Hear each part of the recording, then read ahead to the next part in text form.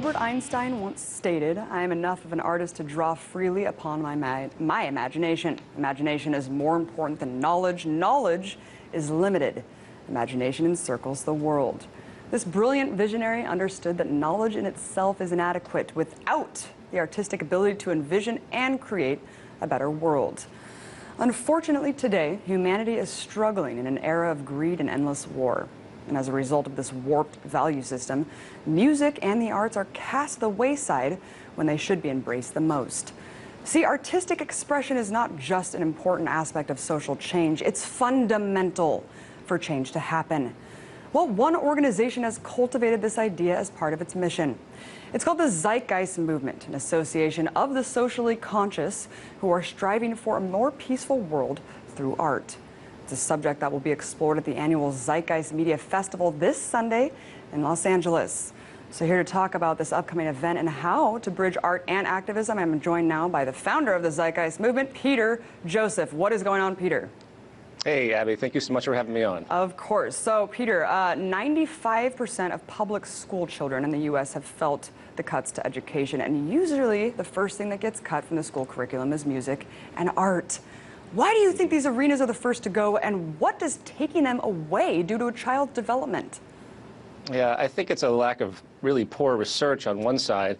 And then on the other side, I have this kind of whimsical suspicion that the powers that be kind of are afraid of the artists of the world, or kind of afraid of the experimenters that have come forward. And as you so eloquently pointed out in this introduction, the greatest thinkers and scientists and engineers and those that have engaged progress have not come from the rigid establishment of academia. They have been outside of the box almost universally. So, you know, it's sad to see those cuts. And I was, speaking for myself, I was very fortunate to attend an arts university for quite a long period. I kind of pull that in from my value system. I encourage anyone that I meet to go into the arts to some effect. Point being is that in the world today, especially on the social level, there's a tremendous loss of creativity. The great failure, one of the great failures, is that no one's thinking broad enough, especially on the social level. And the Zeitgeist movement, this is one of our flagship projects. We have another intellectual day called Z-Day, or Zeitgeist Day. But every August on the 4th, well, usually the first week of August. This year it's on the 4th in Hollywood, a place called Avalon. We do a day-long festival that features not only great artists, but also great engineers and thinkers. We will discuss things from sustainable housing to evacuated tube transport, maglev trains and presentations, of course intermixing that with really well thought out and executed expressions of socially conscious art as well. So I encourage, of course, anyone to come down if you're around in Los Angeles on August. And I want to thank you, of course, for participating as you are. Yes, I'm excited to be a part of it, Peter. I'm excited to meet you. You know, you've said that experimentation and artistic interest appear to be torn out of people in their early development. I mean, you just mentioned that we're kind of conditioned into not pursuing the arts. Talk about what respect this is happening and why. Yeah. I think that, again, there's a rigid uniformity to thought that is very beneficial to the existing establishments.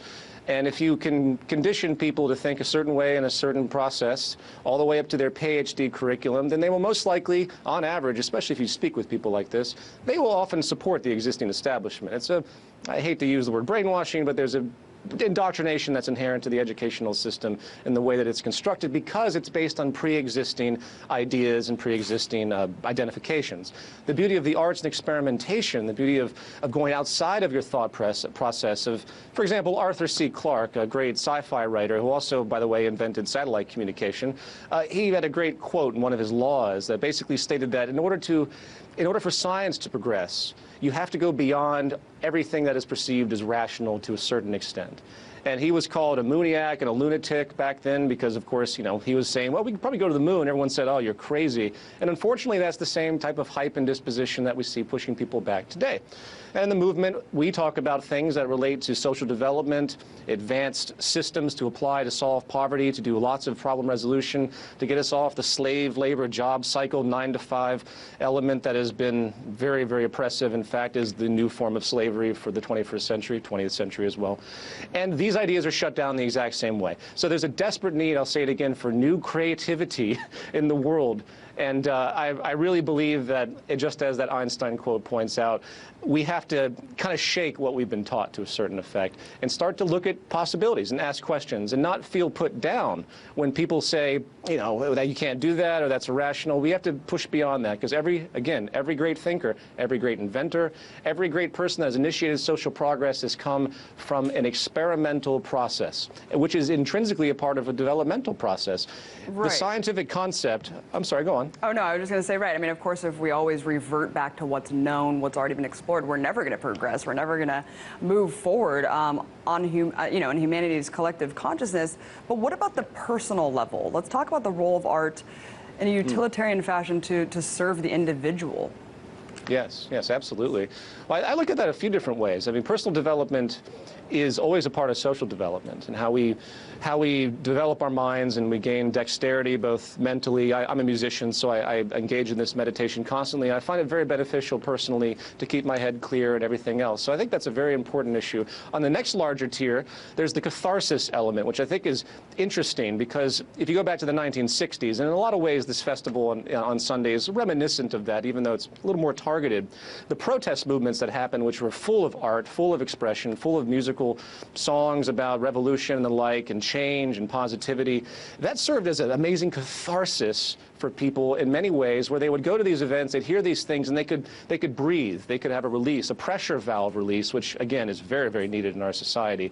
To jump a little bit into less abstract terms, when we look at global terrorism in its real definition, this is blowback from an oppressive empire and oppressive circumstances that have limited resources across the world. So this pressure valve is going to hit one way or another, and I think it's great that the arts have served that role. But on another level, I think it's inspiration that's needed. So when I listen to great artists throughout time, and I look at my own experience, and I look at the great engineers again that have been thinking and writing and philosophically denoting certain premises of society in an experimental notion, I'm inspired, and I want to move forward with new ideas. And that's part of the issue of this festival too. And again, I prefer, I should say, the inspiration element to the cathartic element, because while the cathartic element is needed, it's not enough just to get out there and release. We want to focus people in a specific way. And again, that goes back to the general foundation of the Zeitgeist movement's work. I agree. Art is definitely fundamental in any sort of progress, any sort of social change. I think Ron Paul even said, you know, revolution would never happen unless music and art were involved. I couldn't agree more. You know, but Peter, I feel like I meet people all the time who tell me that they wish that they were artistic. It seems like they've been conditioned into thinking that they aren't,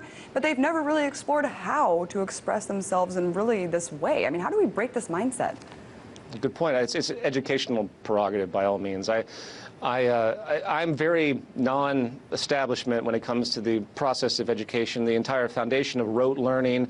It basically kind of, I mean, if anyone that has children knows how deeply experimental they are, how the natural curiosity that's built into us is for our survival and exploration, it's there. But something happens to us as we move forward through time, and it's, as you pointed out earlier, it's kind of pulled out of us. And a massive educational reform needs to be done to get people to learn how to think and explore and feel confident in asking questions, as opposed to the rigid academia institution we have now, which again is rote processing. You're banished and looked down upon if you don't get grade systems the right way. If you attempt to question certain foundational issues, in a way it mirrors pretty much exactly the political philosophy that eventually people migrate into as they get older, and they're locked back into that frame of reference in the same way. Peter, so I hate to interrupt, but we have about a minute left. Talk about this weekend's event and how it fits into the broader Zeitgeist movement. Sure. Well, the movement, as I pointed out earlier, is about broad social change, and we want to engage the public as an educational movement to get information out there and to inspire and to show that the world can change. It's just a matter of humanity coming together to make that collective decision and moving forward, as hard as it may seem.